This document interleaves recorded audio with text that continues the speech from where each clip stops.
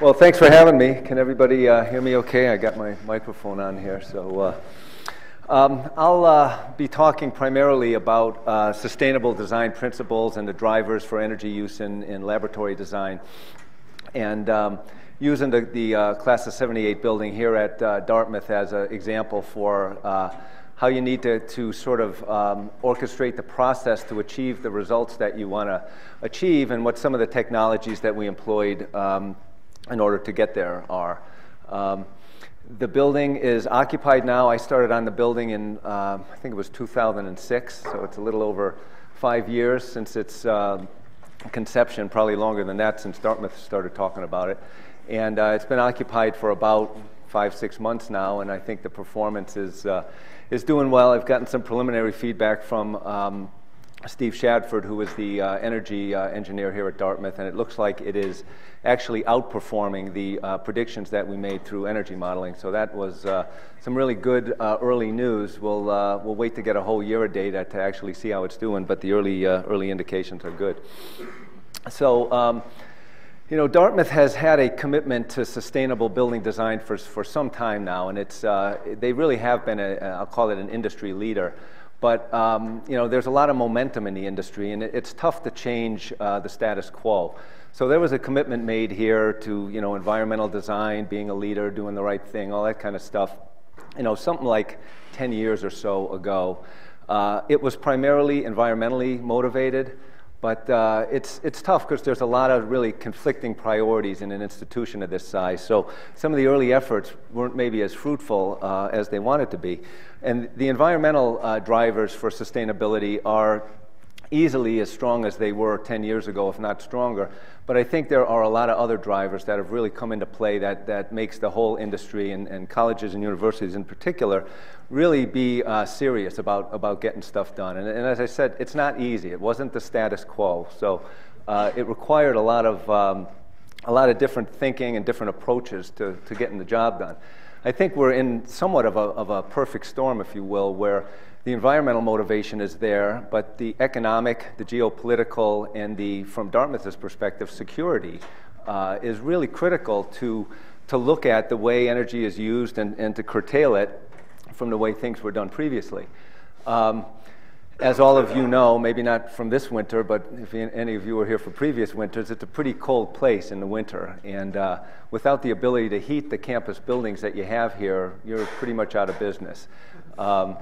You know, numbers, I don't know how well you can see that, but those lower dips there are, you know, something in the 20 below zero range. So we designed the buildings to be heated properly at numbers as low as 20 below zero. So the heating loads in buildings in this area are very high, and it requires for most campuses a whole lot of fossil fuel to achieve that. In terms of how Dartmouth satisfies those loads, there's no natural gas availability at this campus or anywhere near. It's about 60 miles to the closest significant natural gas line. So Dartmouth's ability to stay open, to operate through these cold winters is predicated on using, right now, roughly 6 million gallons of number 6 fuel oil through the winter. Number 6 fuel oil used to be a relatively inexpensive fuel source. It's not a clean fuel source by any means, but it's sort of the only option that you have available to you right now. You could go to number 2, which is a little cleaner, but significantly more expensive. So there's reasons both economically and environmentally to look at curtailing that use. Dartmouth operates a large central plant system, central energy and distribution system. It's very efficient. So although you're sort of tied into a not very clean fuel source, you do have a very efficient utilization of it.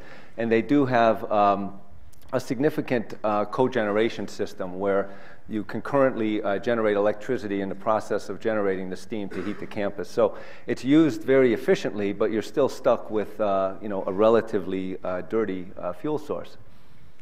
Whoops. Now, of course, my clicker here isn't, there we go. Hopefully it'll keep working. So for about 10 years, Dartmouth has had a commitment to reduce their energy use, to be green. But unfortunately, over the past 10 years, oil use has gone up by 25%.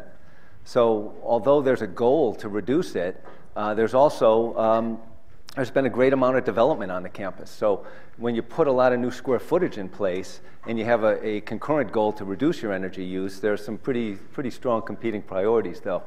So environmentally, the performance hasn't been great, but economically, it's been atrocious because oil has gone up like crazy. So decisions that were made 10 years ago on what is a logical economic investment to improve building efficiency were probably greatly understated the value of energy conservation from an economic perspective. So one of the things we're trying to argue is that Dartmouth builds buildings for 50 years or 100 years, and we shouldn't be really looking at the kind of time frame of 5-year or 10-year payback. What's the energy cost for the life sciences building going to be 40 or 50 years from now when we still want it to be an effective building for the campus? Electricity, similarly, over 10 years has gone up 39%, and the cost has gone up 132%.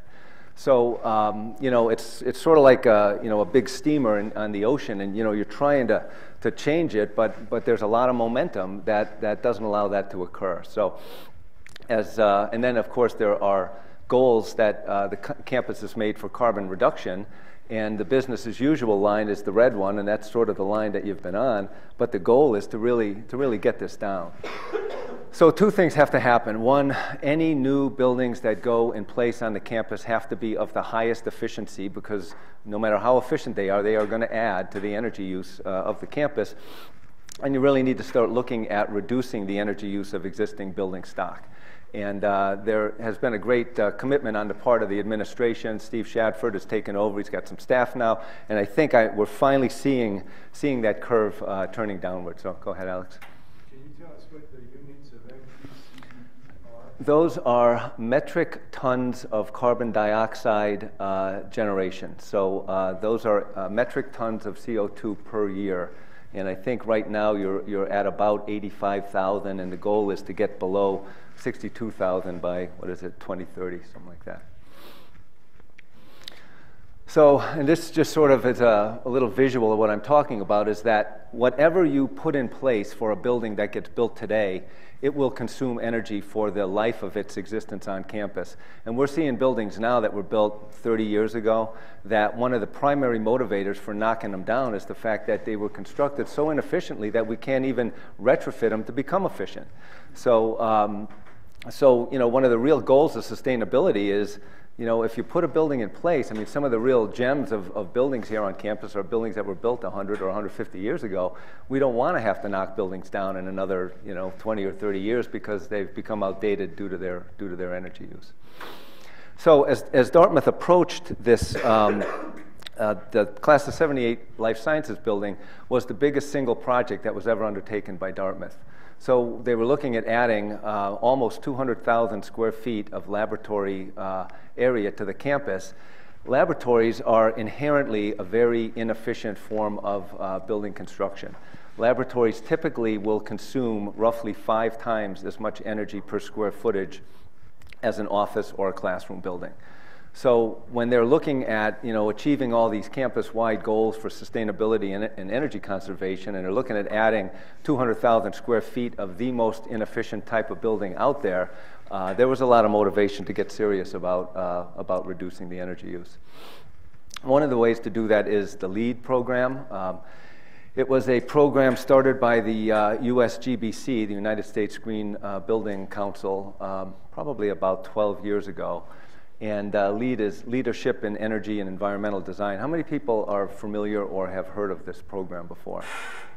Probably most. I think it's done a great job of transforming the industry and providing a much wider and sort of broader recognition of environmental design and providing a framework to implement it. But it doesn't necessarily mean that you're going to end up, you can get a LEED certification and have a relatively inefficient building from an energy perspective. And we've seen a lot of examples, very frustrating examples of that. So what Dartmouth wanted to do was have a sustainable building, achieve LEED certification, but also really ensure that the building was truly low energy in its operation. Now, we started with a minimum goal of silver certification for this building. we ended up shooting for gold, but actually right now we are awaiting final certification at the platinum level. So it'll be one of the highest rated laboratory buildings of this scale ever put in place, and it should have one of the lowest energy profiles ever too. So it was truly a groundbreaking building. The way we achieved that without undue sort of capital investment in the building had a lot to do with the process. So I'll talk a little first about the process and then get into some of the technologies that we use to address that. The first thing that Dartmouth said was, you know, just the LEED program by itself doesn't meet our overall goals. We want to establish metrics wherever we can define a metric for energy use, water use, I don't know, good cleaning products for the building or something like that. They were going to try to define a metric, get these metrics down in writing, and then challenge the design team to address those metrics with the design that comes out. So if you can develop a good defensible metric, and then as the design proceeds and there's lots of competing priorities and pressures through the design, you can always assess whether you are continuing to meet that metric or not. So there was a big effort put into establishing these metrics. We ended up with, I'm not going to go through all these numbers, this is just sort of an indication of what it looked like, but Dartmouth hired a separate consultant to develop these metrics, and we worked with them.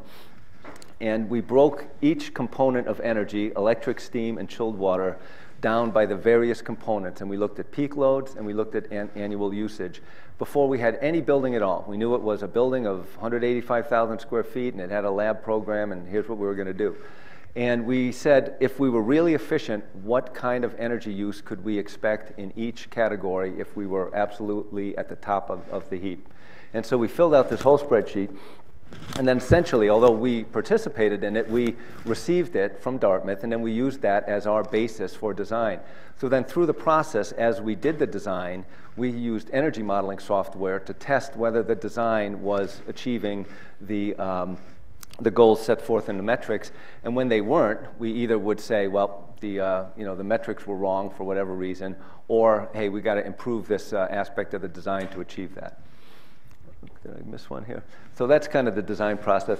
The design process, is a relatively intense and fast process. So you need to keep things moving, and the sustainability aspects of the process need to be in step with the overall development of the building, or it's going to get left behind. So setting the metrics early and factoring them and testing them throughout the design process was really a critical aspect of making it work. Whoops.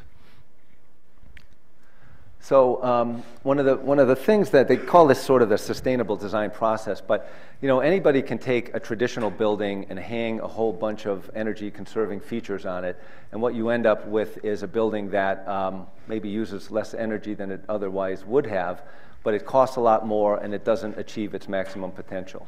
So we really adopted this process, and to understand, we as designers of the system, the energy system serving the building, the size of our systems are directly in response to the loads that the building generates. Whether it's a ventilation load or a heating load or a cooling load, if we can reduce those loads, we'll both reduce the size of the system, we'll reduce the cost of the system, and we'll reduce the annual energy use. So, most investments to make a building more energy efficient require more money, and you look at the payback. But if you can optimize the building to reduce those loads, you can save money right off the bat without any additional investment. And then with smaller systems, you can afford to invest money to make them more efficient. So we look at ventilation rates, building shape, orientation, glazing, all those kind of things to get the load down. Allows us to invest then in more efficient systems. And then we also have to look at, Dartmouth operates this really large and expensive campus energy distribution system.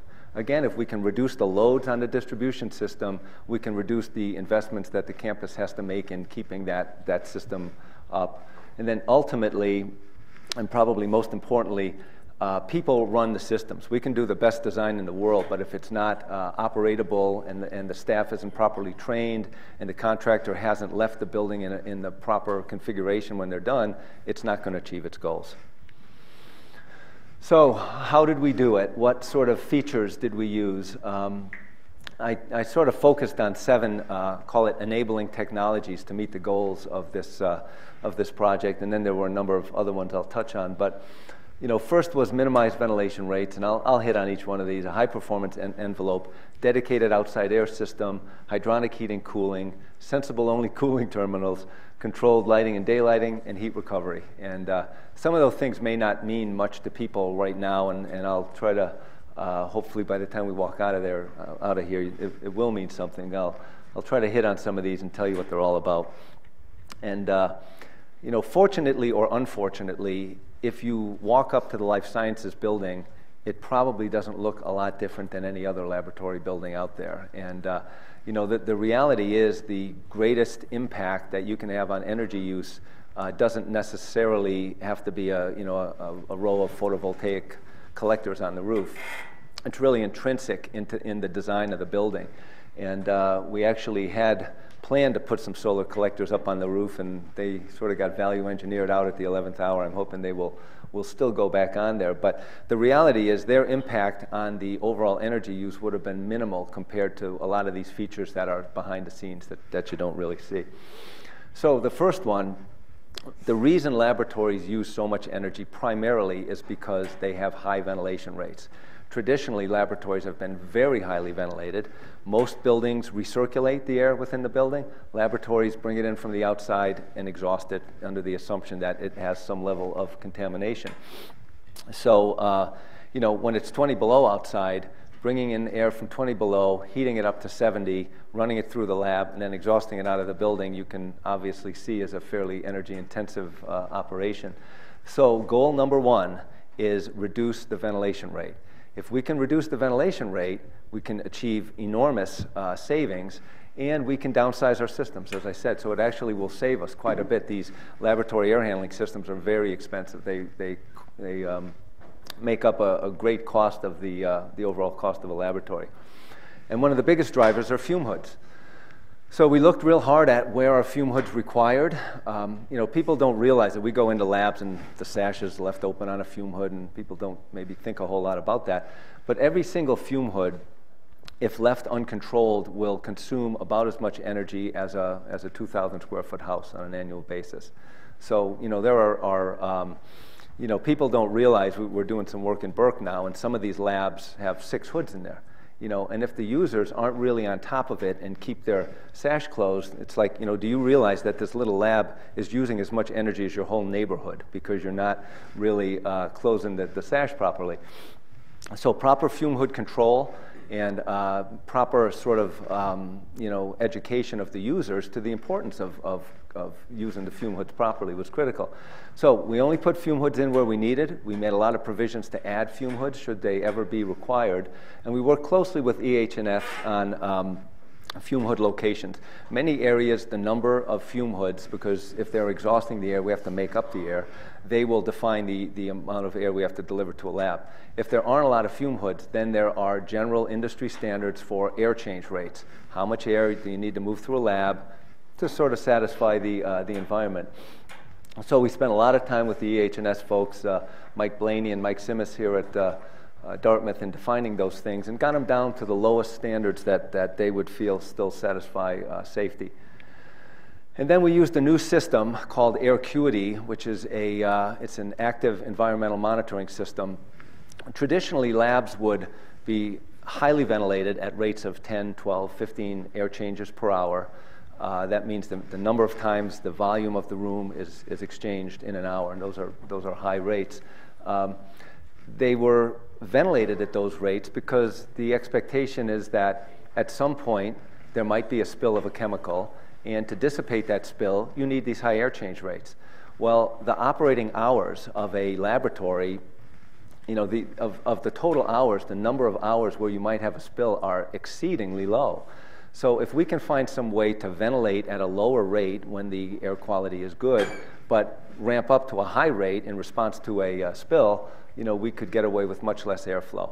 So there's a system called Aircuity, which is actually an air sampling system. It's a series of tubes that goes out to all the labs, and it pulls air back, basically pulls a packet of air back, has a really high-quality series of sensors that analyze that air, and if the air is good, lets us stay down at low air change rates. If it detects any kind of chemical, any elevated chemical levels in the airstream, it immediately causes us to go to a high air change rate.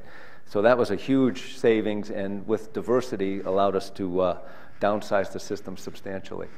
So this is probably meaningless to most of you, but after a lot of time and effort, we arrived at the maximum air change rate for purge purposes, for flexibility, the peak normal air change that we could get in a lab, and then the ones that we would operate in occupied and unoccupied minimum levels. So the second technology is a high-performing envelope. And you know, in a cold environment, insulating the building well would seem to be a sort of a no-brainer. But the reality is a lot of people think that energy use in labs is so airflow driven that they tend to ignore the effect of the envelope. So if we can really hit the ventilation side hard, all of a sudden the envelope becomes a big factor in the energy use for the building. And Dartmouth has done really well in recent years in adopting high efficiency envelope construction and had some really good experience in this. So, you know, what we do is, again, to reduce the load, if we can put a lot of wall insulation and roof insulation, vapor barrier, optimize the glazing. We use all triple glazing, very high efficiency glazing now in the Dartmouth projects. It gets our loads down and allows us to simplify. Most labs in a cold environment like this will have perimeter heating, perimeter radiation along the perimeter. It's relatively costly to install and operate, and it conflicts with the casework. It's sort of messy to install. If you can get the envelope to be sufficiently efficient, then you can eliminate that because you're not losing as much heat through the perimeter, and the people near the perimeter won't feel that. Their radiative losses to the perimeter will not make them feel cold, basically. So, whoops. So there's a lot of work on detailing. The critical thing with this is proper detailing in the drawings, proper quality control in the field, and proper follow-through. There's actually testing that's done to make sure that the air barrier and the leakage is done properly. But essentially, the building is built, the shell of the building, and then they spray a urethane foam over everything to an equal depth of about 3 inches, and it both insulates and seals any cracks and holes in the perimeter to prevent infiltration and that sort of thing. And thermal breaks are a big problem. You really have to detail the building properly so elements of the building don't extend through the insulation layer because they act as a fin. They basically suck the heat to the outside or vice versa in the summer. Oops. Okay, my clicker is again hanging up on me here. Oh, here we go. Well, okay. Well, hopefully we'll get through the end of this before I get a complete meltdown of the clicker. The third technology, we call it DOAS, Dedicated Outside Air Systems. Most laboratories use air for both ventilation, which you've got to use air for ventilation, it's what we breathe, there's no alternative, and heating or cooling. But you don't need to use air for heating or cooling. There are other alternatives to it. And the goal of a dedicated outside air system is to decouple the ventilation requirements of the space from the heating and cooling requirements of the space. And it's not consistent with what's been done in recent years. But these days in laboratories, what we're seeing is generally lower ventilation loads, a lot more analytical work done, and less heavy chemical use being done. So what you see is greater equipment loads in the space, higher cooling loads, and less ventilation requirements. So if you can deliver air in response to the ventilation requirements and find a more efficient way to move the heat around the building, essentially reject the heat from the building, you can save a lot of energy. So what it looks like is this. We use a DOAS, Dedicated Outside Air handler, which is 100% outside air. And this is applicable both to office, classroom, and laboratory occupancies. So that unit essentially has heat recovery in it. So we bring the air in from the outside, deliver it to the space, modulate the air delivery to the space in response to the specific ventilation needs of that space, and then we exhaust it, run it through this heat recovery system, get the heat back, we'll talk more about that, and then exhaust it. So it's only doing the ventilation. It doesn't respond to the heating or cooling needs of the space. And then we have a separate, what we call a sensible cooling system that only changes the temperature of the air. It doesn't change the humidity or doesn't do any latent removal. So it's a little bit of a different dynamic than what typically was done in an all-air system. And the reason for it is using this is 100,000 square feet of lab area. This is about the net area of laboratory in the life sciences building. You can deliver roughly half as much air to the space. So you're downsizing the system substantially. We would have normally had a 200,000 CFM system with a 200 horse worth of fan energy, and it would require 300 square feet of shaft space. The ducts in the ceiling would all be deeper.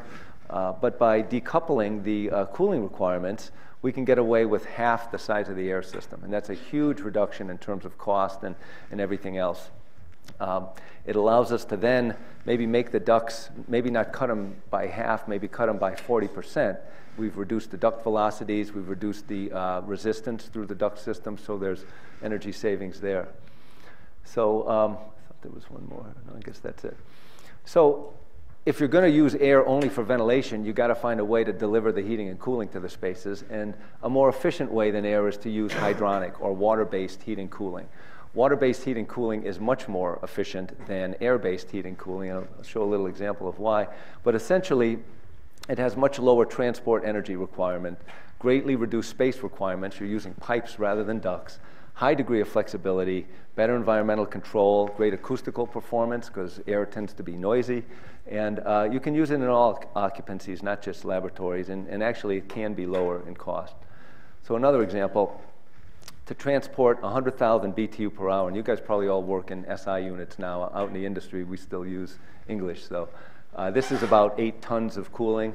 It would require fan horsepower of about 4.2 horsepower with an annual electrical cost operating 24 hours a day of about $3,800. The same amount of energy can be moved with a pair of 1.5-inch pipes, and it will use less than 1/10 as much energy. And you find in the laboratory building where the systems operate 24 hours a day, 7 days a week, year-round, that the single greatest cost component of energy in a lab building is the electricity to move the air around. It's maybe counterproductive. You might think it's heating or something else. Heating on a per unit basis is less expensive than electricity. So usually the fan energy for the fans are the highest single cost. So this can address that in a really significant way. So if we're going to heat and cool in the space, we want to do it in a simple and a flexible way. Now, most cooling traditionally was done with what we call low temperature chilled water. It's chilled water circulated around the building at roughly 44 degrees. In the case of Dartmouth, it comes from central plant at that temperature. It comes to the building, gets used.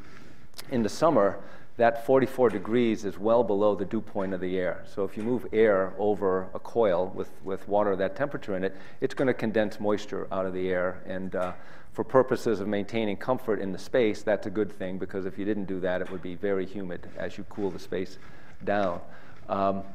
But once you get out into space, if you try to do supplemental cooling that way, it gets messy, because every device that you have that's going to provide cooling has condensate coming from it.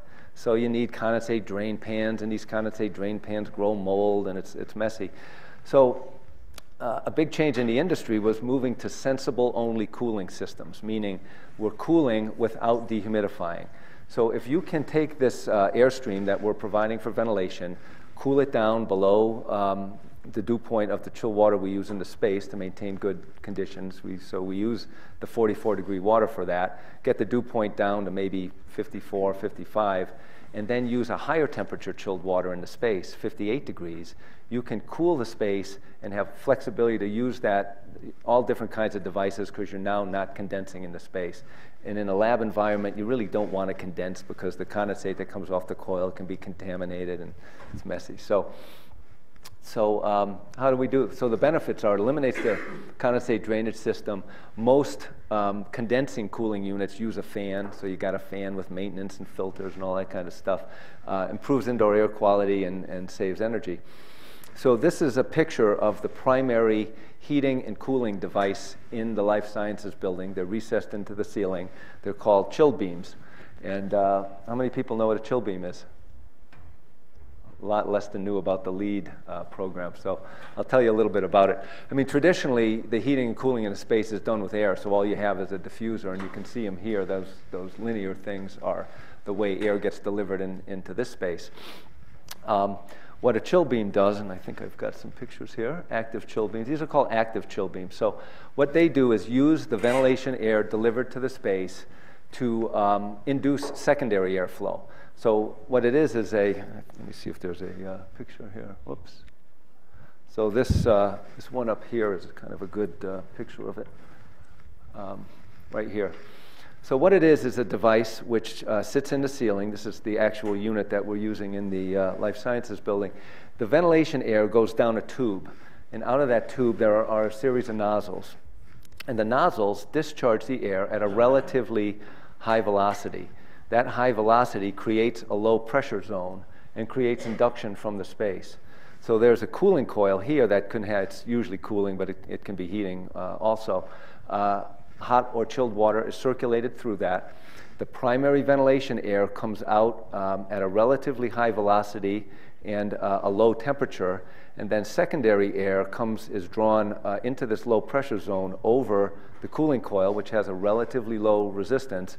It then mixes with the air and then is distributed out and provides all the airflow into the space. So it gives you both the supplemental heating or cooling required, and it gives you good air mixing within the space.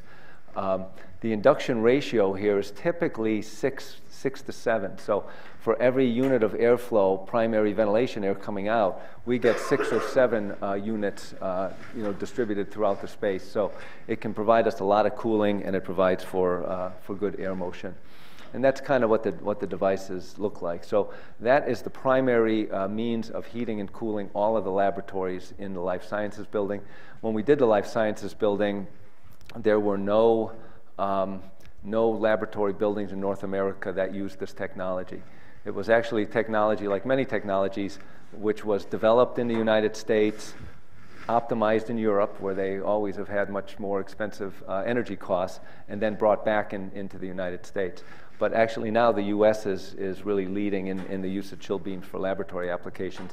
But we ended up making 2 trips to Germany with Dartmouth folks to look at the technology, and we mocked up an entire laboratory module with these units and then optimized the design of the unit to make sure that we didn't get excessive air motion within the lab, which is critical in front of fume hoods. Fume hood face velocity, you try to get the face velocity as low as possible to save energy, but then it becomes very sensitive to air currents around it, so you need to get the air currents under control.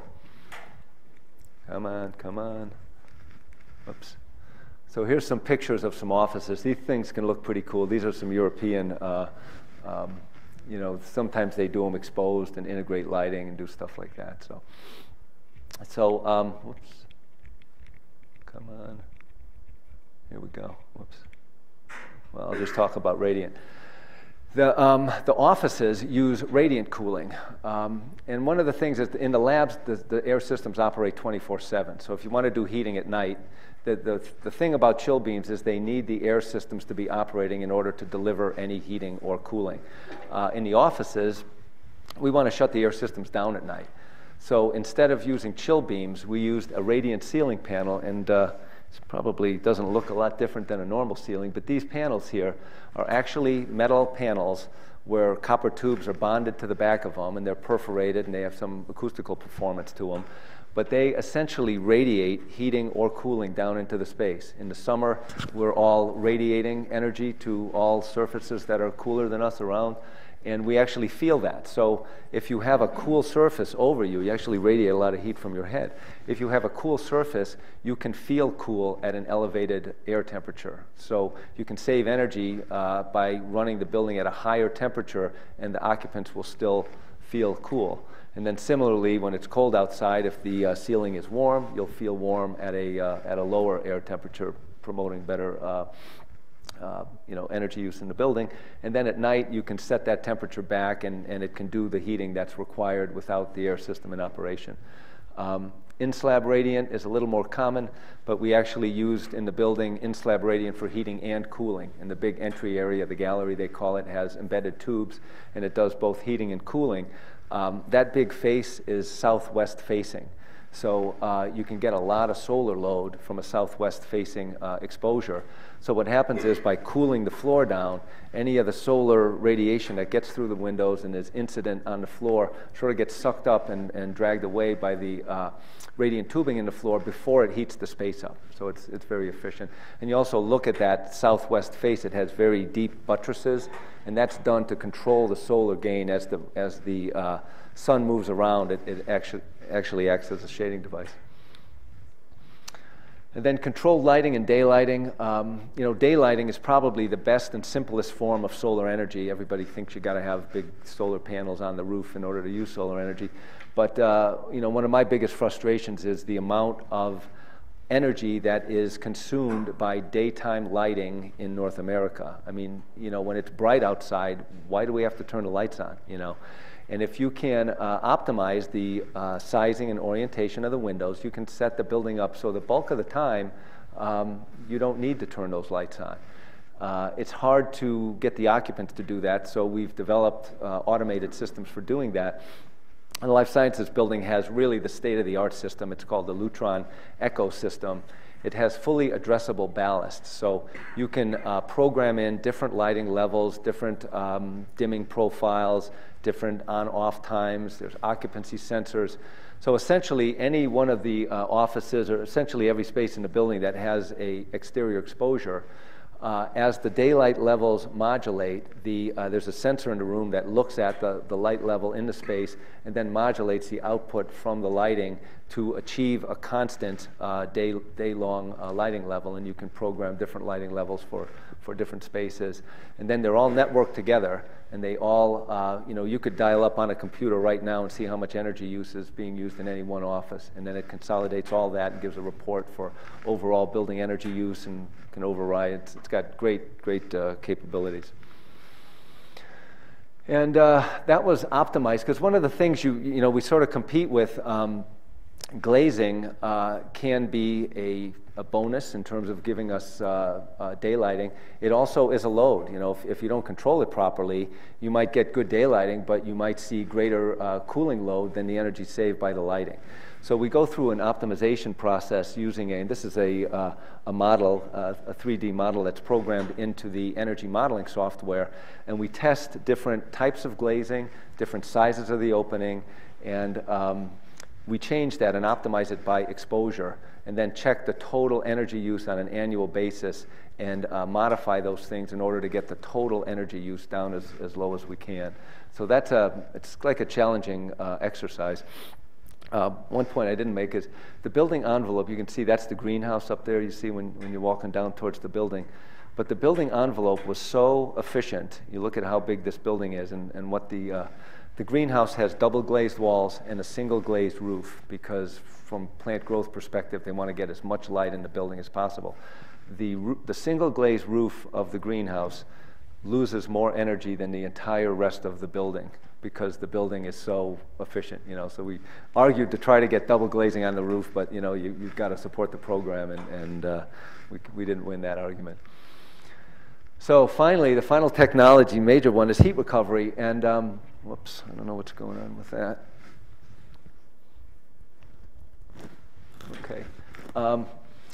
Heat recovery is probably the most critical thing in terms of total energy use in the building. And as I said, we're bringing a lot of air into the building and exhausting it, so we have to heat it up in the summer. We got to cool it down in the winter. If we can recover the heat or cooling that's intrinsic in the exhaust and use it to precondition the incoming air, you can greatly reduce the energy use for the building. And we've gotten some preliminary feedback on the building, and it looks like our heat recovery systems are working exceptionally well. There's basically 4 different types of heat recoveries options that we analyzed. One is an enthalpy wheel, a heat pipe, a plate heat exchanger, and a runaround loop. And I probably don't have time to get into all of those right now, but essentially all of them exchange sensible energy. They will draw energy from the exhaust stream and use it in the winter to preheat the incoming stream and change its temperature. But a lot of the energy consumed in ventilating a building is in changing the humidity level. In the winter, we humidify the airstream coming in, and in the summer, we dehumidify. So the only one that can actually physically exchange moisture between the airstream is the enthalpy wheel. So after a lot of analysis and code research and discussions with the environmental health and safety folks, we did proceed with a enthalpy wheel in this building, and that's a major feature that it's relatively controversial in the industry for laboratory use, because you can see the carryover. It's the only one that does latent recovery, but it's the only one that has carryover. The others don't. What carryover means is you are taking some of the air from the exhaust stream and moving it into the supply stream. So if that air in the exhaust stream is contaminated, that's something you want to avoid. But the reality is all you're doing with this air is discharging it to the outside, and we're going to breathe it anyway. So the solution to any contamination is really dilution. So the question is, can you keep the carryover low enough so that any contamination of the incoming airstream is well below any health standards that you're concerned about? And I think the answer for this application is yes, and it was really scrutinized by the environmental health and safety folks. So what does a heat wheel look like? You've got your exhaust air going out, and you have this large honeycomb media. It's an aluminum honeycomb media, and they call it a heat wheel because it is a big wheel, and these are 12 or 15 feet in diameter, the ones in these air handlers. And it rotates between the two airstreams. So you have air going out one airstream, coming in the other airstream. In the winter, the wheel is warmed by the exhaust airstream, and then it rotates into the cool incoming airstream, giving up its heat. It's cooled, and then it rotates back into the exhaust airstream. The way it exchanges latent energy is that this aluminum honeycomb is coated with a desiccant. And a desiccant, as you may know, is it's a chemical, effectively, that can absorb moisture at one vapor pressure and send it back at a different vapor pressure. So these are engineered desiccants to function properly, to have a high absorptance at a certain vapor pressure and then release it at another. And they have a pore size that is small enough to exclude most contaminants. So H2O is a very small molecule, so H2O is what we want to take and give back. And we're using it's not a zeolite, but it's, I forget the name of the desiccant. But effectively, it has about a 3 to 4 angstrom pore size. So it will allow moisture to come in and out, but most of the contaminants have a much larger size to them, so they won't go in and out. The reality, though, is some areas, some of them will just impinge on the surface. So you can't say it's 100% effective, but it is quite effective at exchanging moisture and excluding other contaminants.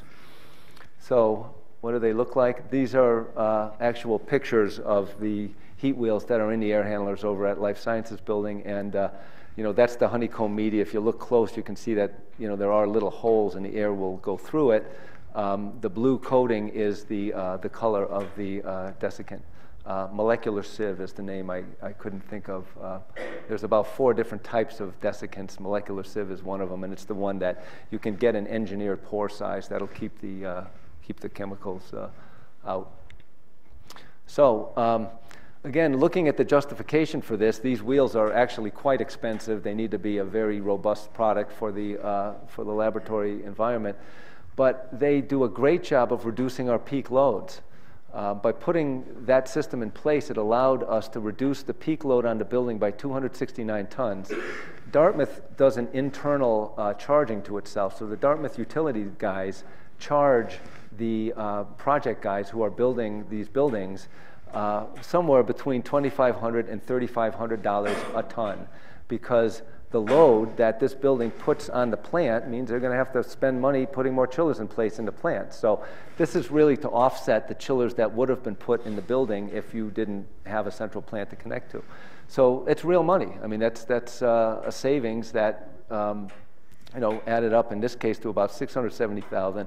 There's also a heating plant savings number here, which is not internally charged now. It's actually in the charge rate for the steam.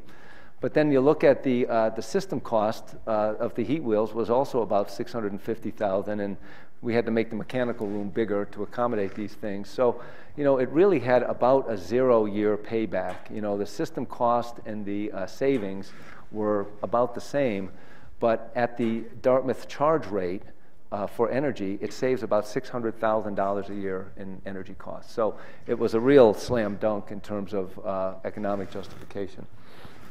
So those were the main technologies, but there were a lot of other ones here, and I don't have time to get into all of them. But solar domestic hot water, we are all set up, and hopefully within a couple of years we'll find some funding to add those panels to the roof.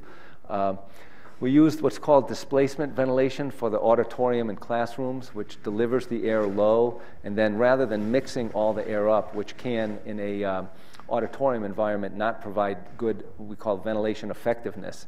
You can bring a lot of air into a space, but if it doesn't get to your breathing zone, it's not very effective. Displacement ventilation delivers it down low. Your body, which is warm, draws that air up along you. You exhale contaminants, it goes out to the ceiling and is taken away. So it's very efficient, but it also provides better indoor air quality. We put a special chiller in the building. The bulk of our cooling comes from the campus. All the low temperature chill water comes from the campus, but we put a very high efficiency, high temperature chiller to produce the 58-degree chill water, and it's a super high efficiency because the refrigeration cycle benefits from a lower lift, we call it, the ability to generate higher temperature chill water. And then this is a really cool thing. In the winter, all the interior spaces of the building still require cooling, and there's a lot of interior spaces that have high equipment loads in a lab. So they don't know that it's cold outside. They require cooling nonetheless. So what we do is take the medium temperature chilled water, run it year-round. It provides that cooling. But when it gets really cold outside, we can take the heat from the interior spaces, and we use that to preheat the incoming airstream. And it's very effective. In fact, Steve Shadford was over in the building the other day, and the heat wheels weren't even turning. And he said, "Oh, the heat wheels are busted. What's wrong now?" Well, it turns out that the condenser preheat, the heat rejected from the interior, was so efficient that even at 30 degrees outside, we didn't even need to run the heat wheels. And when you add the efficiency of the heat wheels with the condenser preheat, the rejection of the interior heat to preheat the airstream, we don't require any supplementary heating down to 20 below zero in this building. None at all. So we have a heating system. There's heating coils in the air handling units, but they're only there for emergency purposes if the system fails. So it's quite efficient. Low pressure drop ductwork reduces fan energy. We put bypass dampers. Any coils that aren't in use, there's dampers that open to bypass them, reduce the. We use mixed mode ventilation in the gallery area. You may see that if you're ever over there. On a nice day, the windows will automatically open. We will cut off mechanical cooling to the space. The windows will automatically open, and there's an exhaust fan up on the roof that'll provide natural ventilation when the outside air conditions are sufficient. There's a lot of controlled temperature rooms, these precise rooms where temperature is maintained. They reject heat at all times. We collect that heat and we use it to preheat the domestic hot water coming into the building. So there's a lot of domestic hot water use in the lab. All of that heat, rather than rejecting it to the outside, is used to heat the air coming in, the water coming in. And then finally, we have a stormwater recycling system where all of the water coming off the roofs goes into an underground tank. It then comes into the building. It's slightly purified, it's stored, and then it's used for all of the toilet flushing, all of the feed water to the reverse osmosis laboratory systems, and any other incidental requirements in the building is handled by wastewater from the roof. So, energy-wise, how did we work out? This is the final results of modeling that we did, and the modeling, based on all of the features we included, is predicting a 54% reduction over a code-required building. There's a code nowadays called ASHRAE 90.1, which requires certain energy performance in buildings. So a base building that would just meet that code, we should be ultimately consuming 54% less based on the predictions of the energy model. So this shows for each component, peak demand for electric, steam, and chilled water, what the relative reductions are, and they're anywhere between 20 and 61%. Whoops. And how does it compare to other buildings? Well, we right before we started this building, we completed a building at Smith College, which was one of the more efficient labs constructed. It was predicted to use about 153,000 BTU per square foot per year. That's it's called the EUI, Energy Use Index. Basically takes all of the energy use for the building and divides it by the square foot of the building. So it's not a perfect indicator, but it's a general comparative thing. Here, Burke Hall is about 20 years old. It was constructed in around 1990. It was completed. It actually won awards for energy efficiency at that time. The actual metered numbers for that building are 493,000 BTU per square foot. Our new building is predicted to be at about 99,000 BTU per square foot. So we'll be using 1/5 as much as Burke Hall formerly was. We're in the middle of a project to do some major retrofits and energy upgrades to Burke Hall, so we're hoping that number comes down substantially. That was the most energy-consuming building on the Dartmouth campus, and still is, but a year from now, hopefully it won't be anymore when the work is completed. So that's it. That's the completed project there with the nice green grass out front, and everybody's been in it for a few months, and they seem generally pleased with the way it's going. So that's the presentation. If there's any questions, I'm happy to address them.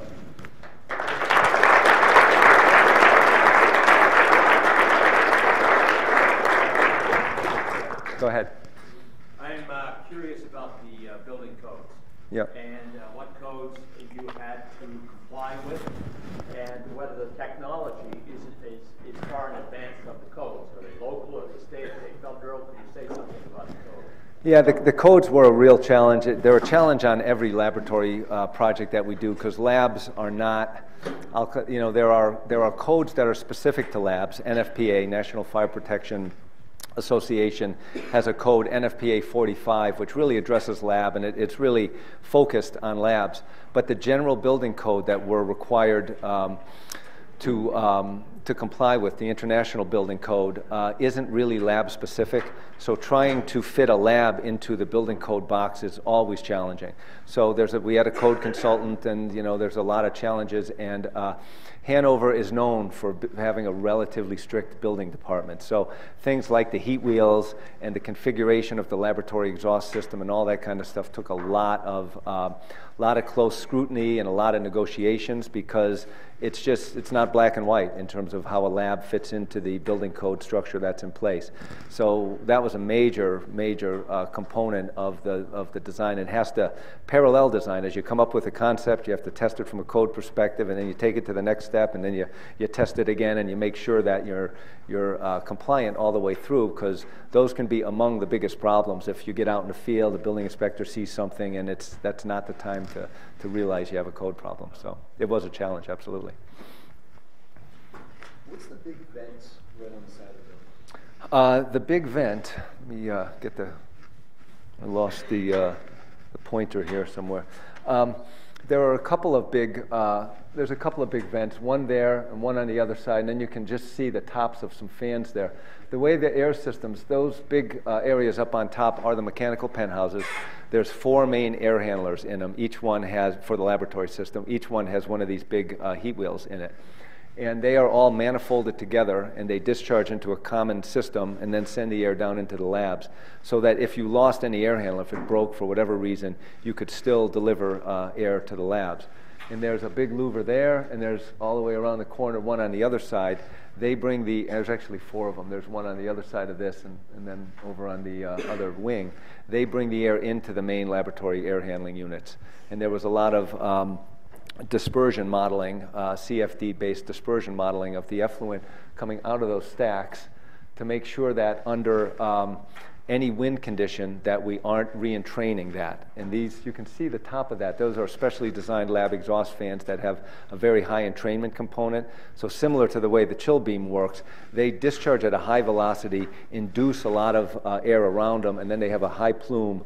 And then we actually did something that one of the first examples of this in North America is on this building. I didn't mention it, but we actually look at wind speed. We have an anemometer on the building. We look at wind speed, and we reset the discharge velocity off of the fans in response to wind speed, because as the wind speed increases, you begin to develop a negative pressure zone on the lee side of the building, and it can suck those contaminants down into the airstream. So we both monitor the quality of the incoming air with this air acuity system I talked about, and we reset the discharge velocity off of the fans based on ambient wind speed. So it's probably, you just wanted they're the air intakes. That's all you needed to hear, but that's the long-winded response. So, other questions? Can you speak a little to the issues surrounding kind of the vast amount of infrastructure that is already, maybe on the Dartmouth campus, but also in the nation and the world as a whole, and that kind of standing in the way of perhaps the, a solution of constructing new buildings, but also, the updating of what is already around as a general kind of issue? Sure. Well, Dartmouth, has been pretty progressive about owning and operating a really efficient electrical and thermal and chill water distribution system. So they're in a really good condition there. They operate a central plant nationally, and they do cogeneration. So that means that when steam is required on campus, they generate that steam at high pressure in the boilers. They run it through steam turbines. Those steam turbines drive a generator, produce electricity, and the electricity goes to offset the purchased energy from campus, and then the lower pressure steam goes out to satisfy the thermal load. That's called a back pressure turbine cogen system, or a bottoming cycle cogen system. It's very efficient, but it doesn't maybe produce as much electricity as you might like, because you're totally contingent on having a thermal load to make it work. But it's still good. The lack of natural gas on this campus effectively prevents the use of some of the higher efficiency systems like gas turbine-based topping cycle systems. So I think you're doing what you can here. Nationally, I think we do a fairly atrocious job of that sort of thing. If you look at the way electricity is generated nationally, roughly 50% of our energy comes from coal in what's called a simple cycle power generation plant. And what they do is the exact same thing. They use coal to produce high pressure steam.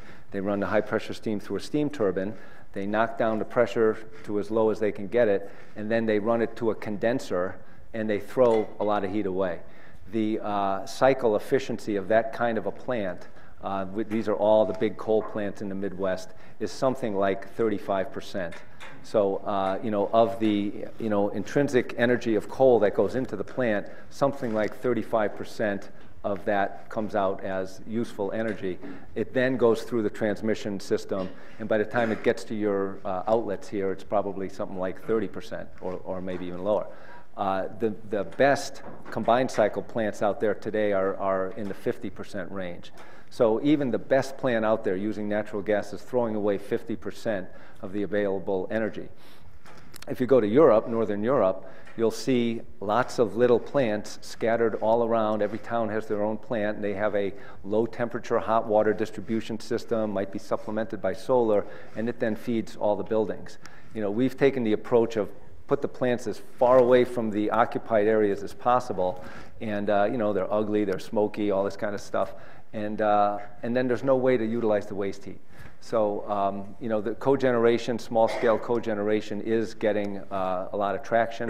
We're doing a lot of projects like that now on campuses. Are a perfect application, but one of the guys in our office did a study. I'm out of Connecticut, and Millstone is a huge nuclear plant along the Long Island Sound. The waste heat from Millstone will heat about 2/3 of the entire buildings in Connecticut. It's right now. It's dumped into the Sound. So, I mean, that's the magnitude of available heat that's there. That's just being wasted right now. So we have a long way to go in that department, and we've proposed stuff like, why don't we run a huge set of hot water mains down I-95, and then can hit New Haven and Bridgeport and Stamford, and of course that requires really large-scale government thinking in order to make that happen, and we're a way short of that right now, but sooner or later we'll have to get there. So. One more question here, please. Go ahead. How many fume hoods are in the building? I was trying to remember that. I think there is about 80 or 90, but I'm not entirely sure. That's a guess, but it's something on the order of that. So, and when I said a fume hood will use about as much energy as a house, that is a typical 5-foot fume hood exhausts in about 800 CFM. And most fume hoods traditionally exhaust at 800 CFM continuously, summer, winter, day, night.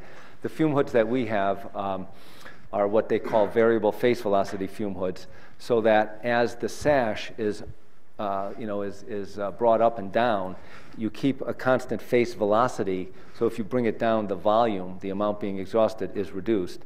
They also have an integral occupancy sensor called a zone presence sensor, so when you step in front of it, it increases the face velocity. So the face velocity for those hoods wants to be about 100 feet per minute while you're standing in front of it, but if no one's working with contaminants in the fume hood, you don't need it to be 100 feet per minute, so it knocks it down to 60 feet per minute.